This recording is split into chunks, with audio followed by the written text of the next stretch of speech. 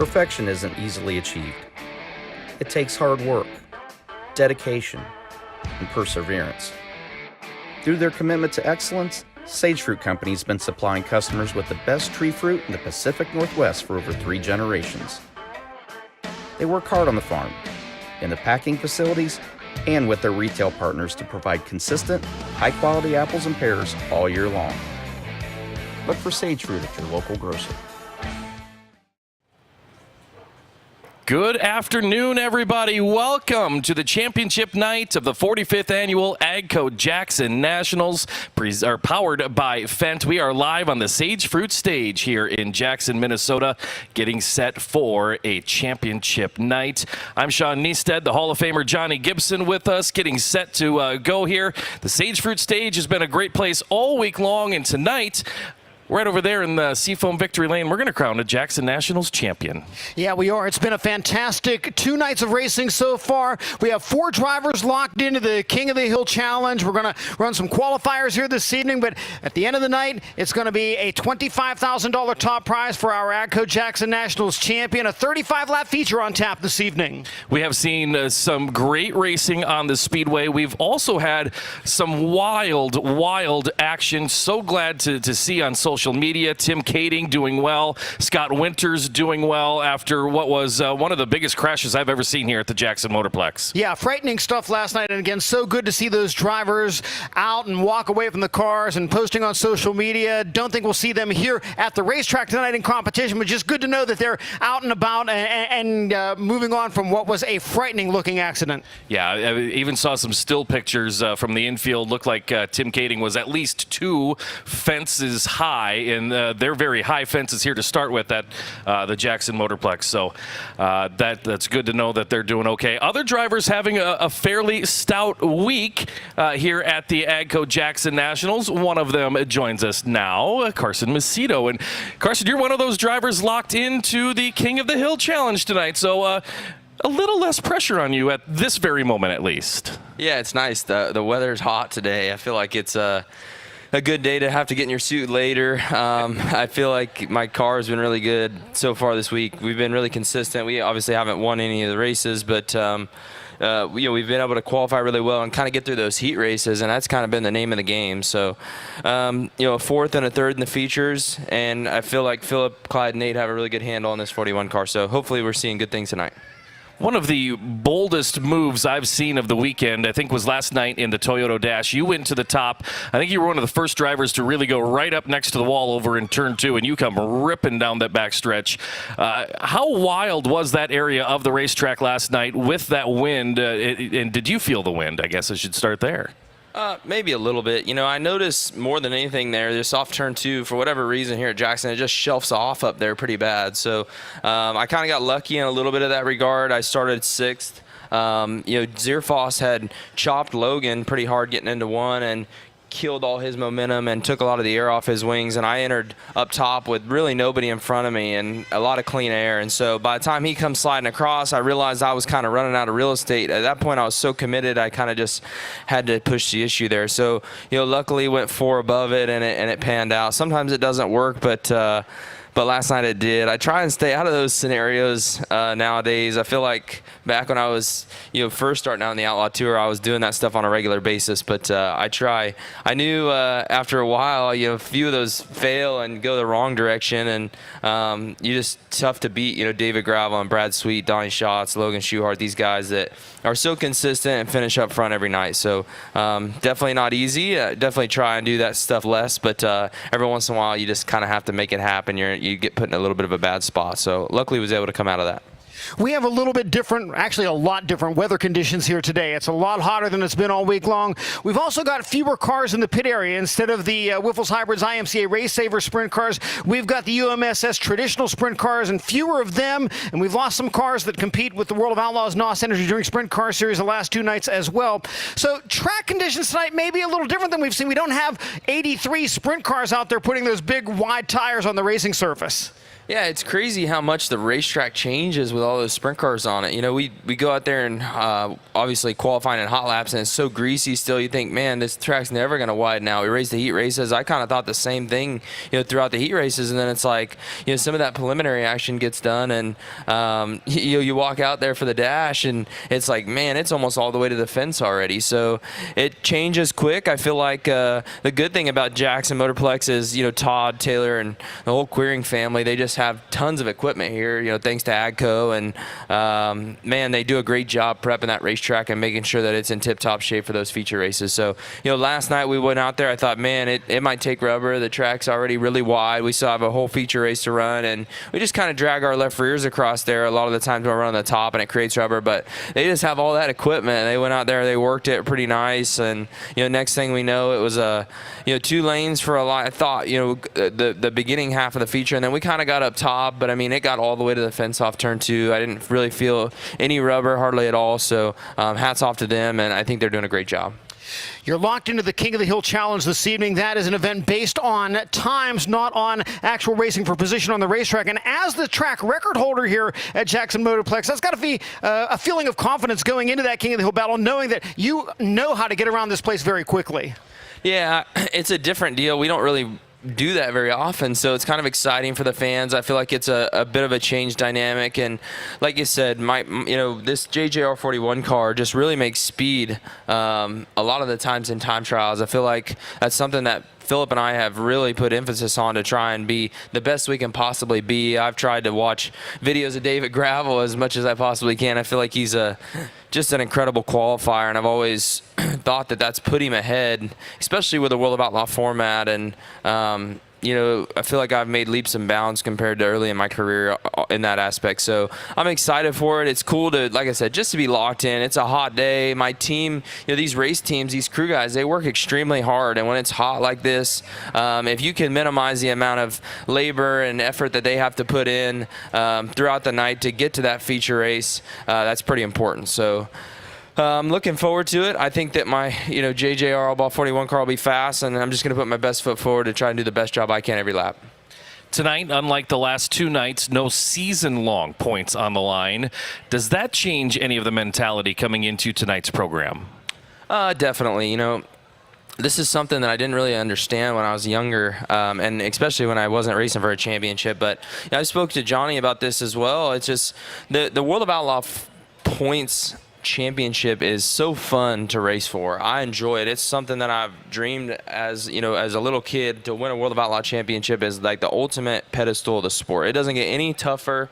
There's a short list of guys that have done it for a reason, because it's just, in order to be that season-long consistent car that finishes up front on a regular basis, but also pushes the issue but doesn't crash very often. I mean, it's just not easy to do. And racing every night, you get these few guys that are just extremely talented race car drivers, like one that just rode by on his one wheel, Rico Abreu, Kyle Larson. Those guys, they come in, they bop in with us for one night, and they just race to a level that we can't race to on a lap by lap basis, because I feel like I used to push it 110% every lap, and then eventually what happens is you end up crashing, and then you just never can win a championship that way. So, I've had to back that pace down and do a better job at not only winning races and keeping my race team happy and sponsors happy, but also finishing races and doing a good job in that aspect too. So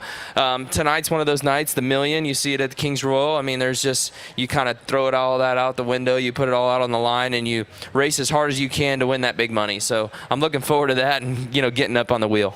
Does that mentality of championship points racing help you in becoming more of a patient driver? Definitely. I mean, last night there was times there late in the race where I thought, man, I really need to go to the bottom on this restart. Following somebody in on the top, may not be a good thing here. And it's hard to tell yourself to slow down that much and hit the bottom nice. But man, the reward from the center off of the corner makes a big difference, and you see it pay off a lot of the time. So I think it's helped me be more patient, more versatile, better on equipment, and I think ultimately just an all-around better race car driver. You'd be surprised how many nights where you're kind of pacing that race early in the race and you think, okay, I just need to run my race, pace my race, make sure that I'm there at the end, and then all of a sudden you're running third or fourth and it's like, these other guys are pushing hard maybe or not, and things kind of just play out your way, and then you're there at the end. I never really, until I raced more often, understood like in order to finish first, you must first finish, and I feel like that happens so often at any level, but definitely at the World of Outlaw level every once in a while. As broadcasters, Shawn and I can sit up in the booth high above the front stretch and watch what's going on in the racetrack, and it's easy for us to say, man, if he would have just waited one more lap to try that slider. Is that something you've had to teach yourself as well as far as patience is concerned? Hey, maybe it's not the time to make the move. I know I've got it, but it's not the time to do it yet. Definitely.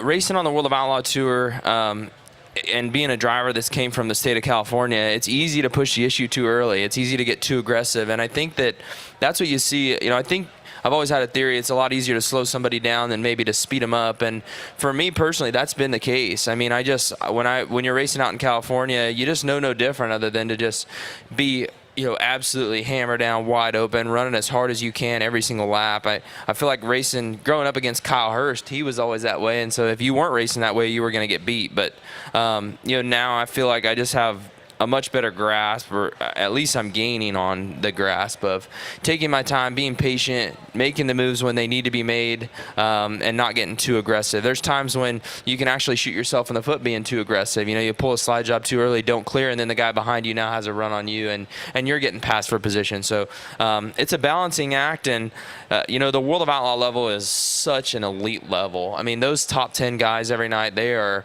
on their game. The mechanics are on their game, and if you make one or two mistakes, you're never going to win these races. So it takes a lot of focus. I think it takes a lot of dedication to make sure that you are making those right moves and that you aren't making those mistakes. You mentioned just a minute or two ago about the patience to run the bottom and then the big reward getting off the corner. And yet this track has seemed, at least from our vantage point, pretty technical and challenging this week. Has that been the case from where you've been sitting? We've heard James McFadden win 2 nights in a row here and say he hasn't been comfortable yet.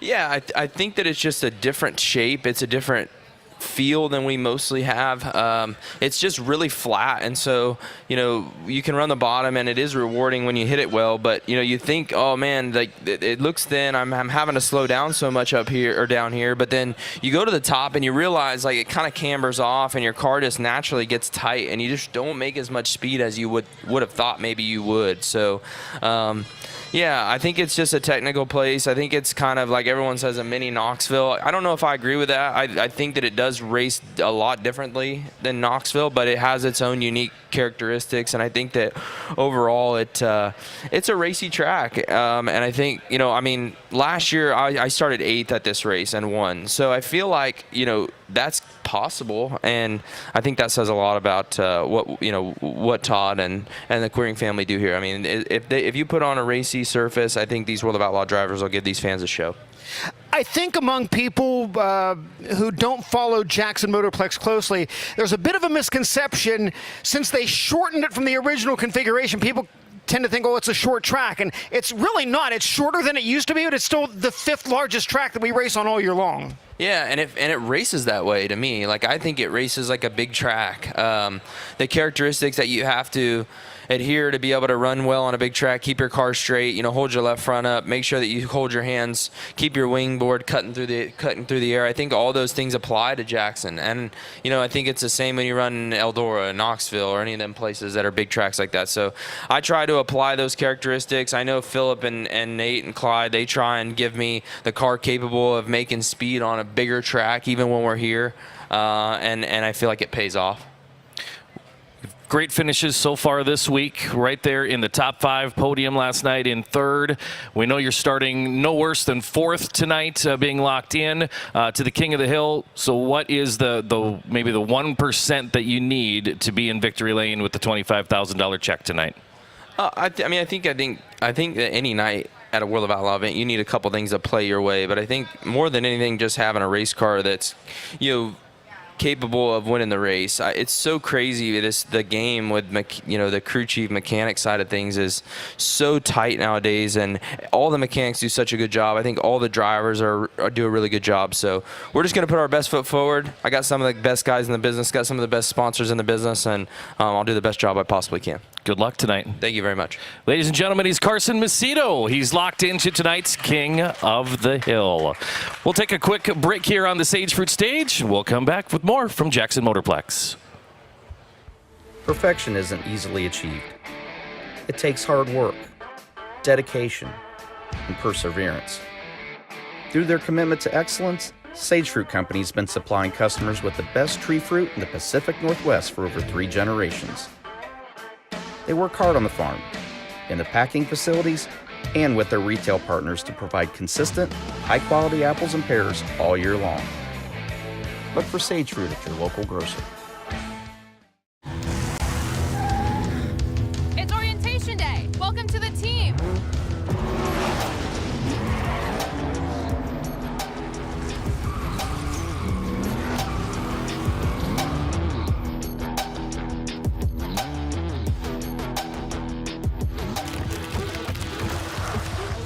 Who wants to race? I like this team. Be part of something greater. Toyota. Let's go places.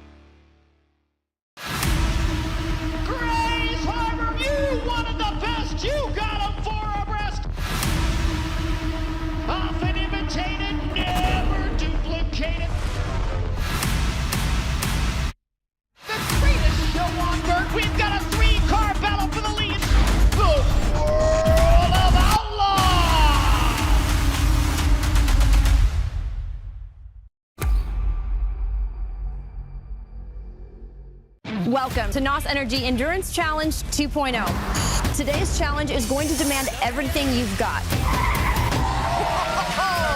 This year, the Volkswagen Beetle is back.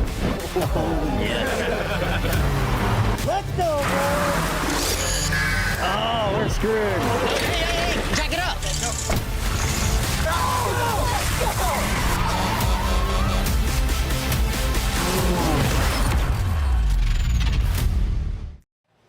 Back on the Sage Fruit stage here at the Jackson Motorplex. It's race day live. Shawn, Neisteadt, Johnny Gibson here, and we've got David Gravel joining us now. And we were just talking before we came back on the air. A lot of bad luck the first 2 nights, but maybe it's all out of your system now, and it's time to maybe make a run tonight. Yeah, for sure. After the first night blowing a tire and destroying everything on the right rear and having no guaranteed work time, that was a bummer. And it sucks. Last night again to a wreck, but at least we have an opportunity to go back on the racetrack and try to battle back, and was able to get to 11th. So yeah, it's been a rough week. It was a rough nationals too till Saturday night. So it feels like the odds are always against us, and we always got to fight back and never give up and just keep clawing every single lap. So hopefully that's behind us. But it's been a great year this year. We've had 3 or 4 bad nights this year, but other than that, it's been really, really good. So really can't complain in the grand scheme of things. But it seems like here the last week, it's been a little rough. For somebody in your position, however, if you can get to the front of one of those qualifiers tonight and move into that King of the Hill challenge, which is based on qualifying times, which you are fantastic at, you've still got a shot at even the pole for this thing. Yeah, it's anything is possible. Obviously, it's not what we wanted to do. We wanted to lock in when we came here, but when you DNF one of the nights, it's just not possible. And being in the work area 2 nights in a row, so we're still having an opportunity. I believe we're going to be in the second row of a qualifier, so. Our motors take off really good, and I feel like we can get going. And as long as the track's wide and racy and gives us an opportunity to, I think we're more than capable. knowing that every pass in a qualifier is, 3 positions in the starting lineup for tonight's A-Main or the chance to get into that King of the Hill. How intense are these qualifiers going to be here tonight, knowing what's on the line? I mean, it's intense every lap with this format, right? You know, qualifying, and then the heat races are so important as well, and the A-Main, it all counts. So I think the intensity is going to be as high as it's been all week. Now there's a lot less cars, so maybe, you know, some of the guys that were in the mix of things are gone, and then maybe some of the slower guys now that were in the mix maybe have a chance of making the show. So the best 5 guys are locked in, but there's still about 8 other guys that are really, really good and really, really fast that have a chance, and, you know, it's going to be a battle for sure. Let's rewind back to the Knoxville Nationals, but let's not rewind all the way back. Let's go to that A-Main. At what point, coming all the way through the field, did you realize, like, I've got a shot at a podium here? Yeah, excuse me. My goal is to be top 10 at the break, and you know, we were 7th there, so I knew we obviously had an opportunity. And then you had Rico getting a flat, and you had Logan blowing up, and those 2 breaks, you know, 2 contenders of the race. Who knows if I would have passed those guys? You know, I know we had a really, really fast race car, but you throw 2 of the fastest 4 guys out of there, it definitely makes it a little easier to get up there and going. So, yeah, I thought we definitely had a shot once I got to, like, Gio, but everybody was fast up there, and it was a lot harder. I raced Gio really hard. I raced Macedo really hard, and then I had to race Donnie really hard as well. So all those took time to make happen, where before that we kind of just, you know, got by guys and kept rolling. But, yeah, it was definitely a good night. Just happy to salvage our weekend, and you know, we knew we had a fast car and had a shot to win that thing, but we had to do it the hard way. You're still right in the thick of the championship points battle with the World of Outlaws NOS Energy Drink Sprint Car Series. The bad luck the last couple of nights cost you a bit there, but still anyone's game. The 3 of you, Carson and Brad, still right in the mix here. And it's been close all season long. You guys have gone back and forth at the top of the standings. And you start to think about post-Knoxville Nationals and the season starting to wind down. But the reality is we still have a lot of nights of racing left. Yeah, for sure. I think we were 80 points back of Brad last year, leaving Sharon, I believe. And, you know, Brad had a bad luck one night, and we were really good at Port Royal and put a lot of good nights together. So anything's possible. I mean, I feel like we've been the best car all year. If you look at our stats, the top 5s and wins, and we have had 3 DNFs this year, and Brad's had 0. So that's the difference why Brad's leading the championship right now, and that's what it takes. So we're going to have to make up for those DNFs and keep working hard. But I think we're capable of it. Cody's capable of it. Our team, we got the equipment. So we just got to put our heads down and keep working. We know tonight's going to be intense, but one thing you don't have to worry about are those championship points. We were talking with Carson a little bit ago, and he said it changes his mentality on a night like tonight. Does it for you? Yeah, for sure. Honestly, being in the position I was yesterday, you know, at this point I'm just trying to get through the weekend and move on to the next one. But I wasn't thinking about points after the first night. You know, it's like, hey, it is what it is. We're going to do our best every night and go from there. And, you know, sometimes you can't control things and sometimes you can. So just, again, it's just racing sometimes. And, you know, that's part of it. It's not all kitties and rainbows, you know. Sometimes there's some dark nights, and we've had a couple of those this weekend, but we have another opportunity. The sun's shining. Levi and Jill are here, so we're going to keep fighting and you know, try to get in that King of the Hill. How has the changes in your life over the last couple of years affected your perspective of the sport in general? You know, getting married, having a child now, what does that do to the attitude when it comes to having those bad nights? Yeah, you know, you try to weigh what's important and what's not. You get so caught up in points racing, and it's really stressful to do. And, you know, you always want to win a championship, especially get that first one. But after the first night and finishing 24th and blowing a tire and not being able to get back out there definitely was pretty depressing. But when Jill and Levi come to the pits after the races, it definitely makes it a lot easier. And glad they're here with me to try to make the weekend better. But, yeah, it's been, you know, a good last even 8 years, but, you know, I've moved to Florida, bought a house, got married, have a kid, so now I'm a real adult, and I got real bills nowadays. there's those changes in your life, but there's also the experience of the years and the miles on the road. And as we've sat here this week, your competitors have time and time again said, your name, when they talk about the list of the top guys with the World of Outlaws, your name is right there at the top. Does that sink in? Do you recognize that when you look at the points battle, you're right there in it? Do you recognize it's because you are at the very top of this sport?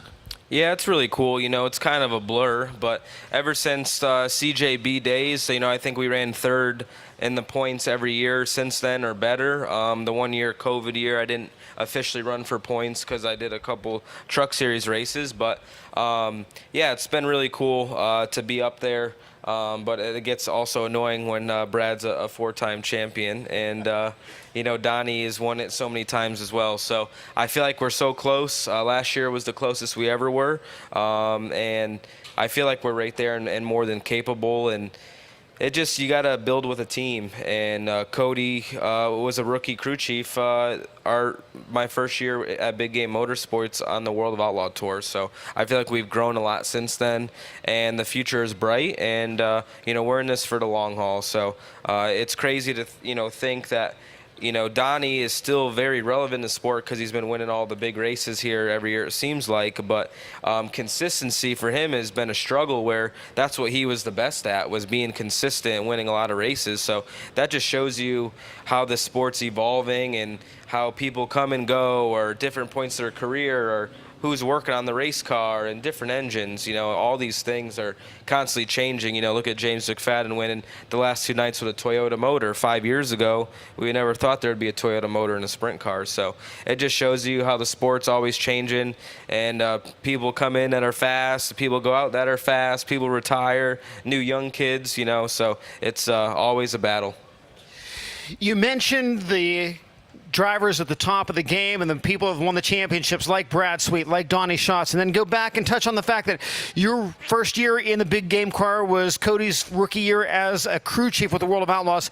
How important is it to have that dynamic develop over time and have a team that stays consistent? Because when you look at the drivers that have won the championships recently, it's all guys that have had mostly the same teams together for a number of years. Yeah, that's what it takes, being with a team, 5+ years. I remember Darren Pittman won the first year at KKR, but that was kind of an anomaly. I feel like Donnie's been with TSR forever. Brad's been with KKR over 10 years. So I think, you got to stick with your core group of guys. We have a lot of great equipment and the money behind us, and good crew guys, a good driver and good engines and good chassis. So all the tools are there. We just got to continue to work hard at it. And, yeah, I know we'll get there one day. Hopefully it's this year, but if not, we're going to keep fighting, that's for sure. There's a lot on your mind when you're at the racetrack. You're an intense individual at the Speedway, and you have to be. You have to perform night in and night out. How, during the season, when you get those small moments to take a breath, how does David Gravel relax? How do you get away from the stress of this, the wear and tear on yourself day in, day out on the tour? Yeah, that's a tough thing to release and have the mental day. Or me getting home is always nice, hanging out by the pool and just, laying low and just being a normal guy for a few days is kind of, what I like to do. And I like my cars, but I don't really have time for anymore. When we get racing and now you're a dad, it's pretty full time when you're not racing. So I wouldn't take it for anything else. But when I'm not racing, just want to hang out, relax, maybe go in the hot tub, eat some good food, cook on the grill, and just maybe do nothing for a couple days. In this day and age, developing a personal brand is very important as far as the business side of racing, and you're one of the drivers that have really made gigantic gains in that area. You've got the YouTube stuff that you do and the podcast and everything. What was the impetus to get into that side of things and maybe start to develop the David Gravel brand more? Yeah, it's just, the world that we live in today. There's so many platforms that are used, and, just look at 5 or 10 years ago with the highlights that Dirt Vision posts. Now if the highlights aren't posted 5 or 10 minutes after the feature, everybody's pissed off. You know what I mean? Like, everybody wants everything now, right now. And I feel like it's very important to gain sponsors or to push people's brands or race teams or racetracks. You know what I mean? I think it's all important. And as a driver, if you're a driver that drives for other people, you can't really invest in the race team, or you're not owning any of the equipment, so you got to invest in yourself and try to build your name and brand, because at the end of the day, as a driver, that's all you really have left at the end of the day. So I think it's really important to get sprint car racing out there. I feel like our sport is growing so much right now, and just being on TikTok and Instagram and YouTube, Facebook, X or Twitter, whatever it's called now, Threads, right? There's so many platforms that you got to be involved in, and it helps my brand, helps my online store, helps meeting people at the t-shirt trailer. And I would say Tanner Holmes probably doesn't get the Shark Racing ride if it wasn't for YouTube. So it just shows you the work he put in to give him his opportunity here. So it does show you that social media does work. How cool is it on a race day like today when you're at the trailer, the souvenir trailer before the races, and talking with fans, and when the races get done, all the fans are down and have an opportunity to come by the car and by the trailer and say hi. How cool is that as an athlete in this sport? Yeah, I mean, I think that's why sprint car racing is thriving, right? You go to a NASCAR race, you really can't go and meet the NASCAR drivers. And here at Dirt Racing, you can meet about every driver at every event, if it's before the races at the t-shirt trailer or after the races in the pits. So I think that's why we're in a really good spot in racing. We could get to know our fans, the fans get to know us on a personal level, and I think our racing's exciting. We race all over the country, and yeah, it's definitely really cool. And to see the younger generation come through, we got to keep the young kids involved and loving it, and I think that's what it's going to take. I've asked you in the past, how does a kid from Connecticut get involved in sprint car racing? And we've talked about that before, but now my question is, how does somebody from Connecticut become a Denver Broncos fan? Yeah, definitely a lot of screwed up things on my end, but yeah, just big John Elway fan when I was a kid. They were really good in the early 2000s, late 90s, and I watched Terrell Davis and John Elway win, Super Bowls, and just from there, I just always liked them. And then obviously had some good years with Peyton Manning and stuff like that. So I'm from the New England area, so obviously it would have been easy to be a Patriots fan, but I respect Tom Brady. I'm not a hater on him, but I just like sports in general. I really love football a lot. I do a lot of fantasy football, and it's been a rough time to be a Broncos fan the last couple years, how unbelievable the Chiefs have been. So it's been a little depressing on that end, that's for sure. All right, they're giving us the sign that we're running out of time. I could start talking football all day here now that we get down that road. But we'll let you go. You've got a big night ahead. Best of luck here tonight. Fans, how about it? David Gravel. Thank you. We'll come back here to the Stage Fruit stage right after these messages. Brake late with Smith Tie Complete Brake Systems, featuring the Supermax TPV 2-piece titanium vented rotor. Coupled with our band hub's unique shape, increases airflow through the rotor's curved internal vents we machine into each piece before being bonded together with 16 aircraft-grade titanium rivets. Complete your system with titanium piston calipers, front rotor, aluminum billet pedal, billet reservoir, master cylinder, lines, and quick disconnects, and you'll be unstoppable. Smith Titanium. We innovate. Perfection isn't easily achieved. It takes hard work, dedication, and perseverance. Through their commitment to excellence, Sage Fruit Company has been supplying customers with the best tree fruit in the Pacific Northwest for over 3 generations. They work hard on the farm, in the packing facilities, and with their retail partners to provide consistent, high-quality apples and pears all year long. Look for Sage Fruit at your local grocer. Welcome to our world.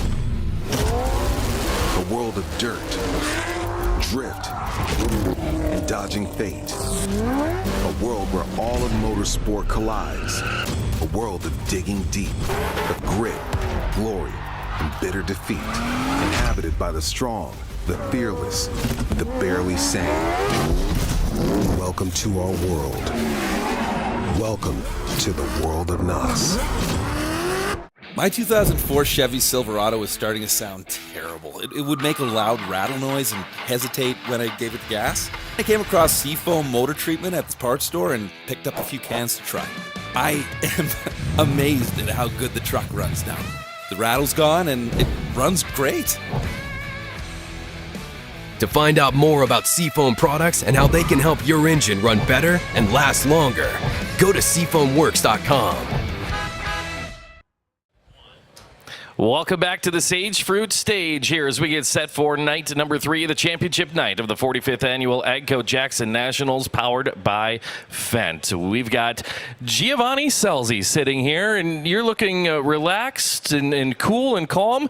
Partly because I think you're locked in tonight. How good does that feel? Yeah, I took a big old nap from about after lunch to 3 o'clock, so I'm feeling pretty good. But it's a warm one today. You got to stay cool, stay hydrated. So it's going to be a tough 35-lap race. A nap on race day. That is rare, I would think. I get them anytime I can. They don't come very often here on the Outlaw Tour.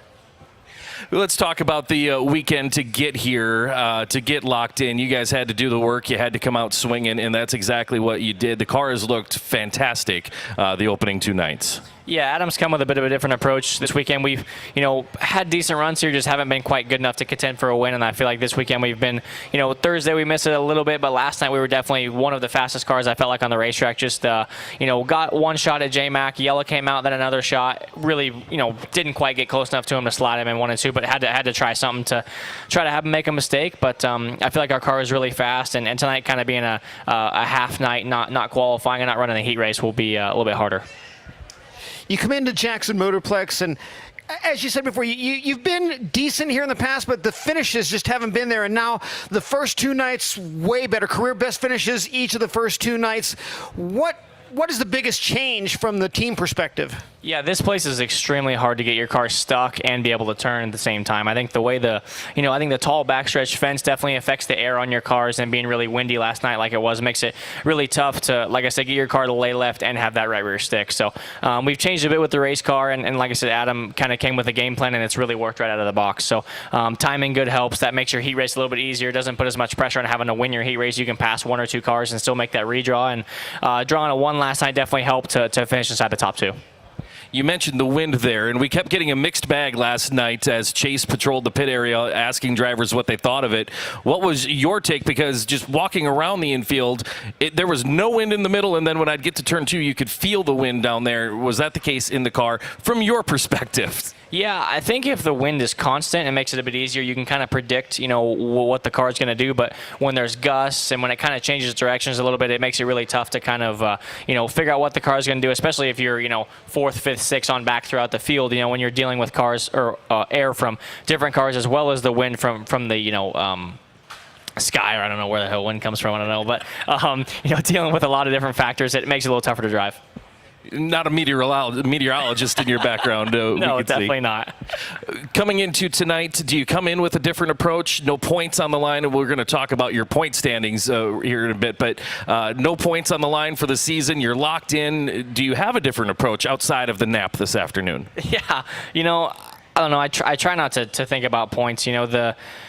Brad Sweet's obviously the 4-time champion. Donnie's the 400-time champion. You got those guys that win most of the races. And I think we've continuously gotten better throughout the year. There's no doubt about that. Started off in Florida not great, and then have worked on it and kind of made strides in the right direction. Came off a good Knoxville Nationals finish, which was huge. And I feel like Knoxville is kind of the peak of the year, and now Jackson to Skagit and stuff, the year starts to kind of taper off. So definitely the grueling weeks, you're kind of towards the end of them with it being hot and being the middle of summer and stuff. It'll definitely be hot in September in California, but it's definitely the year is starting to taper off. You come from drag racing royalty, but how does somebody from that genre get involved in short track racing and micros and eventually sprint cars? What kept you away from the straight line stuff and got you onto the dirt tracks? My dad was always a big dirt track fan. Never got to actually race anything competitive in dirt track, but always loved watching it. And being involved with Mopar and those kind of guys, Oakley, the sponsorship crossovers, there was a lot of double sponsorships with sprint car racing and drag racing. So he became friends with Daniel Lasowski, Sammy Swindell, those kind of guys, and Casey Kane as well. And thought that if he got us started in dirt racing, at a very young age, go-karts, micro sprints, that kind of thing, we could always transition back to drag racing if we wanted to, but never got the chance to. and really didn't have a big desire to go drag racing. I still love watching drag racing. They're up in Brainerd this weekend, actually, but just love watching. Never really had a big want to go in a straight line.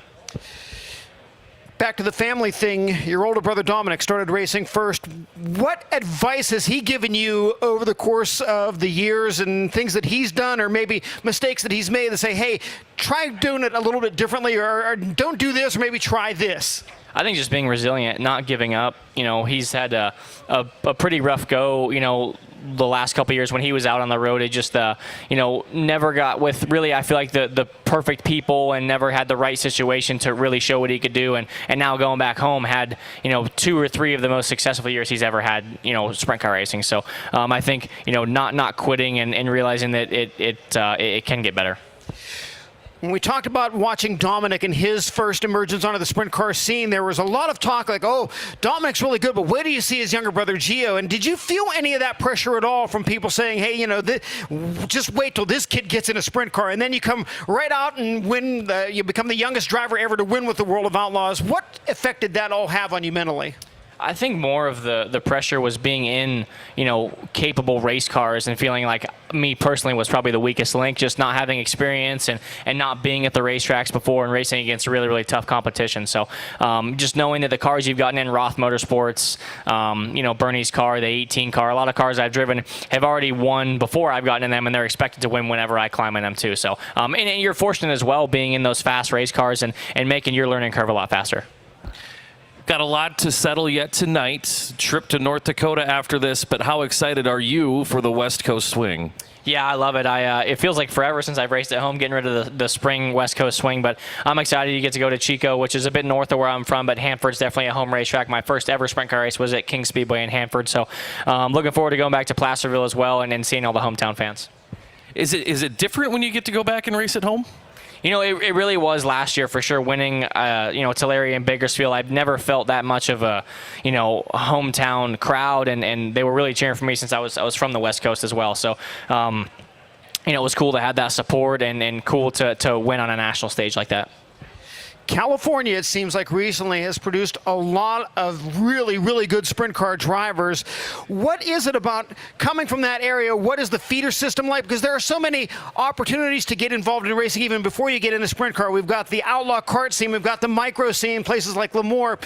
What is it about California that makes it such fertile ground for open-wheel race car drivers?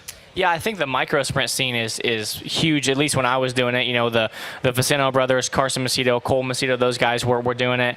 Kyle Larson still raced some micro stuff back then too. So that series is huge with Plaza Park and Lemoore Raceway and Delta Speedway. And then the local 360 racing is huge there as well. There's 5 or 6 racetracks on a given weekend that have their track championships, as well as the SCCT series and the local traveling series as well. So a lot of opportunity to race and kind of get your feet wet in 360 sprint car racing.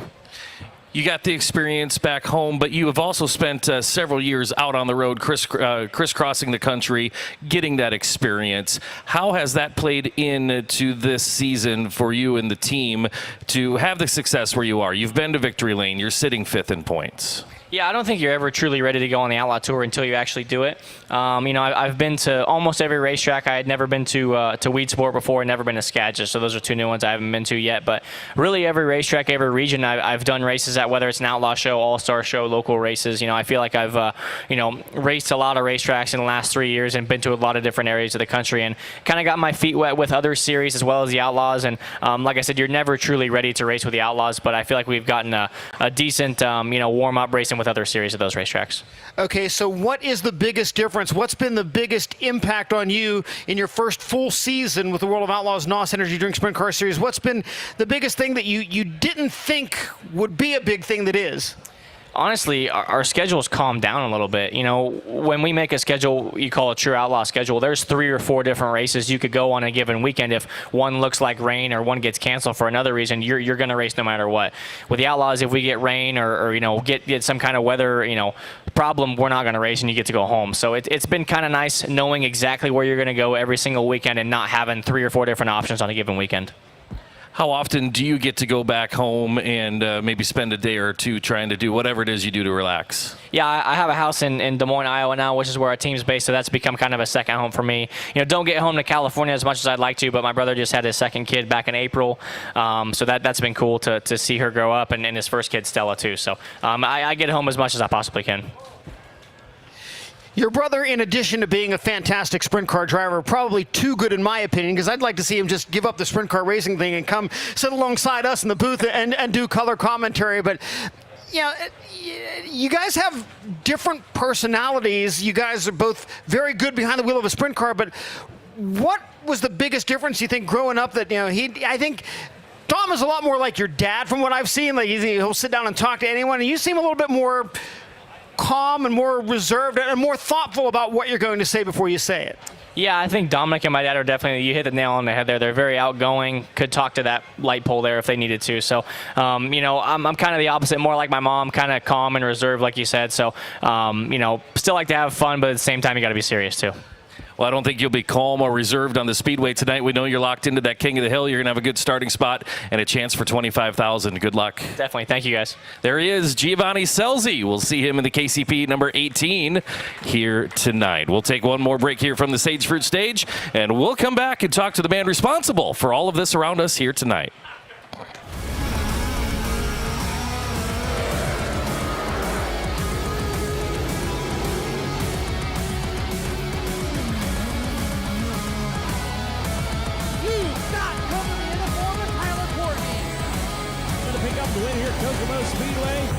It's going to be Kenna McIntosh, 08, victorious tonight.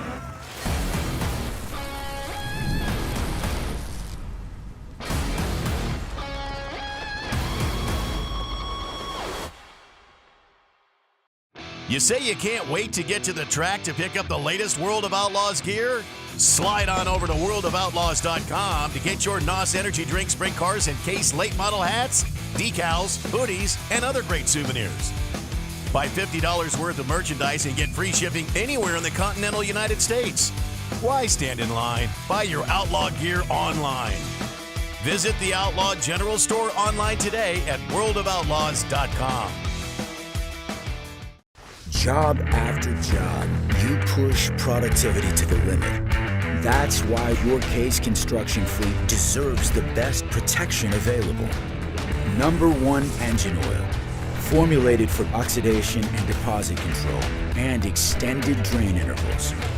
Give your equipment the right tools for the job with genuine lubricants from Case Construction. Only available from your Case dealer. Welcome to NOS Energy Endurance Challenge 2.0. Today's challenge is going to demand everything you've got. This year, the Volkswagen Beetle is back. Let's go, boys. Oh, we're screwed. Hey, jack it up.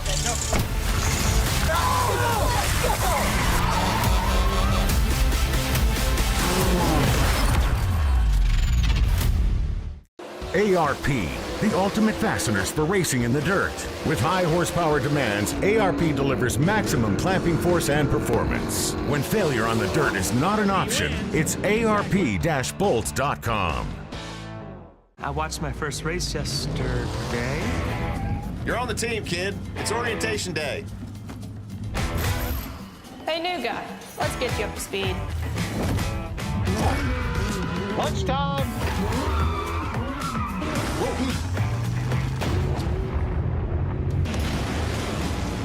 Your workspace is ready. Looks like you got a corner office. Be part of something greater. Toyota. Let's go places. Perfection isn't easily achieved. It takes hard work, dedication, and perseverance.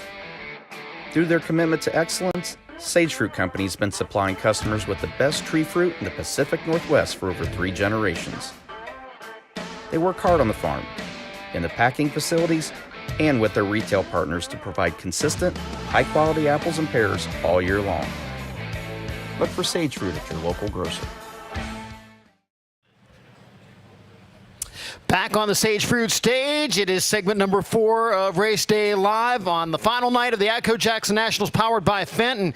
Joining us on the Sage Fruit stage now, as Shawn said, the man responsible for pretty much all of this happening here this weekend and all that's gone on at the Jackson Motorplex over the course of the last 5+ years, Mr. Todd Quiring. And Todd, first of all, on behalf of sprint car fans everywhere, thank you for your contribution to the sport, whether it's here at Jackson, over at Hughes, at your race teams. The sport is fortunate to have people like you who want to have the best that we can possibly have in all forms of racing. Well, thanks, Johnny. It takes all of us fans, all you guys. I was a fan for years. Now we're fortunate enough to own these facilities. We're just going to keep building this thing, but it takes all you guys out there as well. You mentioned you were a fan, so let's jump in the time machine. Let's go back. What got you hooked in this sport?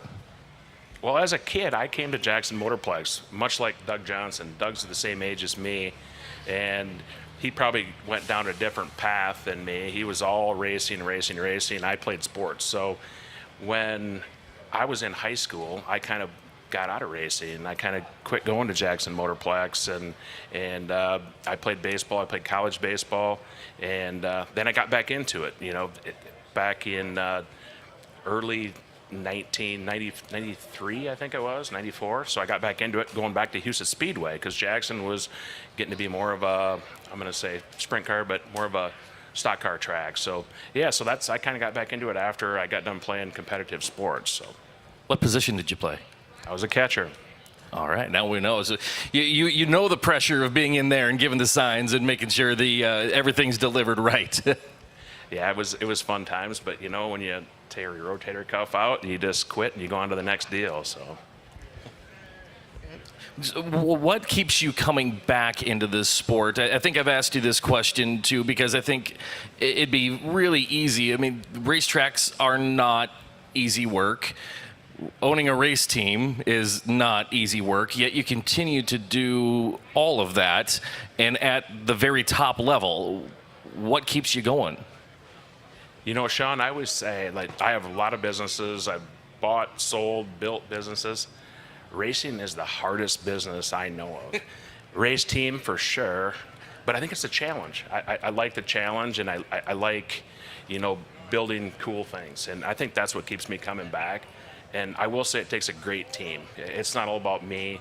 I think it takes a leader, but it takes a great team. And, obviously you're part of that team at Houston Speedway and Jackson Motorplex. So. Well, I think it's been interesting getting to know you the last couple years. Is after the races, it can be a picture-perfect night of racing, and your brain is already turning. Does it ever slow down? Do you ever slow down? I think I'm just wired like that. I don't know. We have a meeting every Wednesday with our main race team guys, track guys, Doug and Ryan and Taylor, and we bounce ideas off each other, and I think that's what's part of all the changes here. It's all the whole facility here and the way you can go underneath the grandstands was kind of a vision of mine, and we're going to do a lot of things at Houston Speedway now this fall that are going to be more fan experience. So you have an area like this that you can come out in. We're going to take turn 4, and we're going to take that hillside, and we're going to put a retaining wall up there, and we're going to take that thing all the way to the entrance, so we can have something like this for more of a fan experience. So that'll be pretty cool. I like doing things like that, just making it better every year. So all the things that you do at the top level, the racetracks, the race team. You mentioned getting out of competitive sports. Is this the way to keep those competitive juices flowing, always wanting to be the best, have the best facility, have the best race team? Johnny, I think so. We've done it in our businesses through the years, and, you try to get to the top level. And, we have a lot of things to accomplish in our motorsports program, but I'm big on putting the right people in the right places, and I think we have that right now. And David spoke earlier, and I think we have a driver, and we have a great crew, and I let those guys do their thing. I provide them with what they need from the racing standpoint, but it takes good people, and you have to be good to them. You have to maybe knock them off the ledge every now and then, but it's just part of racing, you know. And you know, David, I think he said it the best. You know, it's a tough sport. It's a very tough sport, and they don't get to see their families that much. And we try to make that happen. We really do. We try to make it happen where they can get home, and it's grueling. But you know, I think that's the next level where we're at right now, and there's a lot of teams like that, several. You know, I'm going to say the top 5 teams are pretty much like that, but that's what it takes to compete at this level. And you know, it kind of goes into putting on an event like this. You know, I mean, everyone wants to see the top teams at a big event, and I think that's what we're doing at Jackson here this weekend, and the High Bank Nationals at Huset's. And obviously, you know, there's probably going to be 5 or 6 premier events across the country, and there's probably not going to be 30 of them, you know, but each night, you know, these competitors have to race. And, you know, that's, I think, back to your question, it's the competitive part of it, you know, back to the sports and, you know, what we've done in business, and now it's a motorsports program. So, yes, Johnny. One of the great things about short track racing, sprint car racing, dirt track stuff is the sense of family that becomes involved. I want to bring this into what you said about putting the right people in the right place, because now you've got family members in those places as well. And how gratifying is that to have your family involved in something that's so successful? Yeah, when my son Taylor graduated from college, you know, he had a business degree, and we actually needed help in our businesses and stuff. So a position opened up. And now he's kind of more flowed over, working underneath Doug Johnson and Ryan on the you know, the racetrack side. And you know, obviously, I think he'll continue to grow in that capacity, because we're going to need more people. I mean, we need more admins right now, and we're building a new office up on top of the hill in by the racetrack in Sioux Falls with our motorsports shop, and we're going to build a pretty first-class office up there. So we're going to be adding more people and move a lot of our facilities over there, you know, out of Minnesota. We've moved most of them right now. So I think, yeah, it's great to have family involved, you know, although they need to learn from other people. And I'm glad he's working underneath Doug and Ryan and those guys too. So. What do you do during a race night on a big time like this? I know sometimes we catch a peek of you on camera at Huset's or something, but I think it'd be really easy for you to go hide somewhere and not be around. But I think we generally see you all over the racetrack on race nights. Well, Shawn, I mean, I think my guys probably hate that. I walk around and I look at what can we do better? What can we do better? I mean, we do a lot of things really well, but then we bring those back to the meetings and what's broke, you know, what are the big things that are broke? How can we make a better fan experience for everyone out here? And I think that's what I do every night. You know, I'll pop up and see you guys sometimes. I keep moving. I'll go down and help them on the racetrack. Last night I ran a Bobcat and turned 3 and 4. You know, just help Greg and Taylor. You know, I'll do everything. It's fun for me. When you come to an event like this and there are people around all the time and people know who you are and your involvement in the sport, how do you balance people coming up and saying, hey, you guys need to do this or you need to do that? And, you know, you can't just blow it off because some really good suggestions come out of those situations. So how do you balance what, you know, maybe is more of a frivolous complaint with those that, you know, hey, this has merit, we need to go back and look at this and maybe try something? Sure, that's a really good question, because I get that a lot, and our people get that a lot. You know, I usually answer it as, and I take it all in. You know, I take every consideration everyone has in. You know, there's a lot of things that we could do, but we'd probably have to charge you $150 a ticket if we did what you wanted to do. So we're trying to do baby steps, fix the small things, and make it just a great experience for the fans. So. Are you still a race fan? Are you still enjoying this? You talked about how it's competitive and how it's the toughest business you've been in. Do you still have the joy when you're at the racetrack, even with the brain turning the entire time about all the things that are on your mind? You know, I do. You know, I'm a race fan. I like watching racing. I know pretty much every driver in the pit area, you know, on a personal level. I'd rather watch races not at my racetrack. You know, I just told Brad Sweet, I haven't been to Chico. I've been to a lot of racetracks, never been to Chico, but I'm going to fly out there. Taylor and I are going to jump in the plane, and maybe Doug too. He doesn't even know we're going yet, but I see him standing over there. But we're going to fly out there. We love to watch different racetracks and learn. We go to Williams Grove, Port Royal. We go to Volusia. We try to go all over, even if it's a day trip. Obviously, we go to Eldora, Knoxville. But we try to learn from everything we do and go to different racetracks. And we're gonna go check out Chico this year. We'd go to Skagit, but we got Houston's racing, so we're gonna pop out there for a night or two and look at what they're doing out there and see if we can't learn something there. So we're always trying to learn. They have this thing out there in California called a bikini contest. I'm going to just put that in the submission That's why for we're future going, events. Shawn. Yeah. I'm just going to submit that for a suggestion for the future. No, that's Brad's told me about that. I've known about it for years, but I just more so want to see how they do things out there. What can we improve on for our facilities? I know they do the same. I know Brad, I think it will have a longevity in this sport after he's done racing, doing whatever he's doing. I just want to. I'm always learning. It doesn't. If you think you know everything, I think you're done. So. We've asked the drivers this. We want to ask you this question. What do you do to relax? How, you talked about being wired the way to, you're always doing something. What do you do to kind of get away from that stress level that comes with operating businesses at a top level? Anymore, it's pretty relaxing. We live at Lake Okoboji in the summertime, my wife and I do. We've had friends there. I just got here 20 minutes ago. I text Shawn today, what time am I on? So I'm letting our guys do most everything, and then I'll stay here all evening. But we live in Florida in the wintertime, and it's so that's what we do to relax. We work all the time. I got my phone on me, so I'm always working, doing different deals and so forth. But I let my guys do their thing. And like I said, Doug, Ryan, Taylor do a great job of running the racetracks. So. And in a little bit of the off season, you get to go enjoy some Vikings football. We see you there. I learned David Gravel's a Broncos fan a little bit ago, but it seems like you do get a chance to get out and have a little fun here and there too. We do. We move around quite a bit and do different things, so that's relaxing. We're football fans, and I know you're a Lions fan, Shawn. I know that for sure. You guys are gonna have a good year. I know that. I'm kind of worried about you guys. So.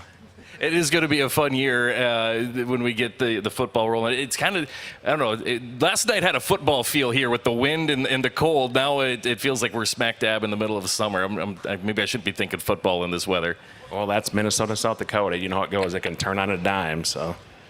And that's one of the challenges, I think, that sometimes race fans don't think about is last night, this track crew had to prepare for no humidity, high wind, kind of low temperatures. Tonight, exact opposite. That's, again, we talk about the challenges of this sport. Yeah, exactly. I think all you fans are going to see probably a really good bottom tonight. The top got fast. It was pretty good racing last night, especially in lap traffic.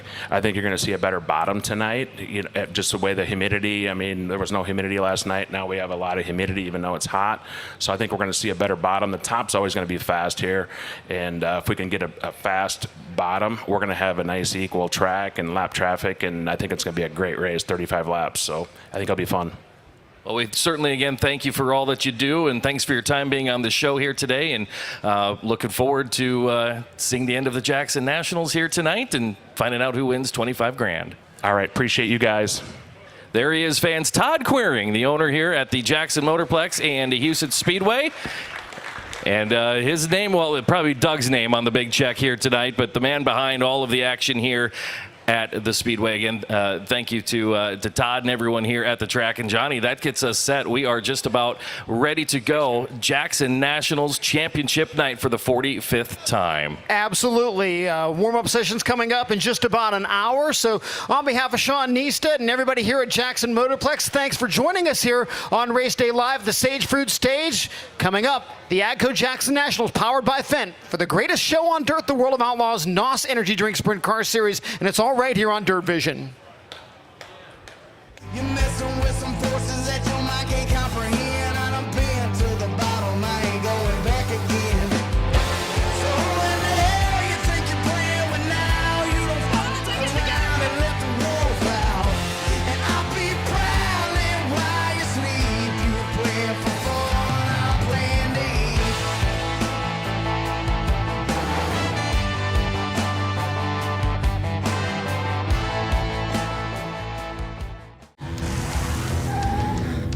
It's orientation day. Welcome to the team.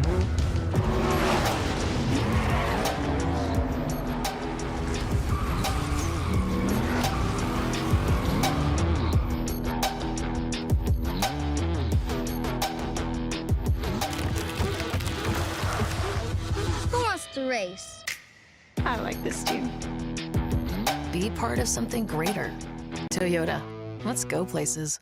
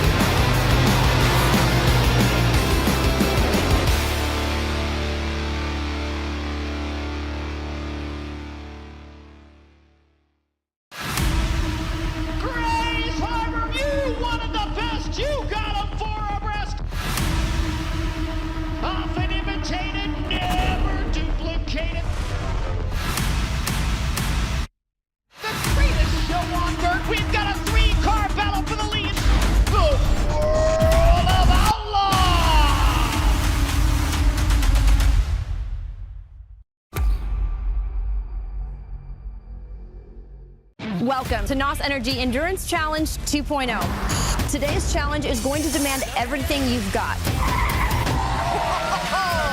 This year, the Volkswagen Beetle is back.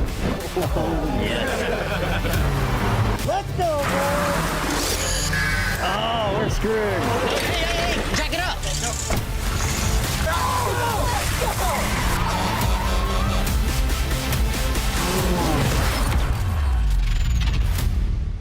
Dirt Vision presents World of Outlaws NOS Energy Drink Sprint Cars. Another big slider there. Allen crosses back underneath him.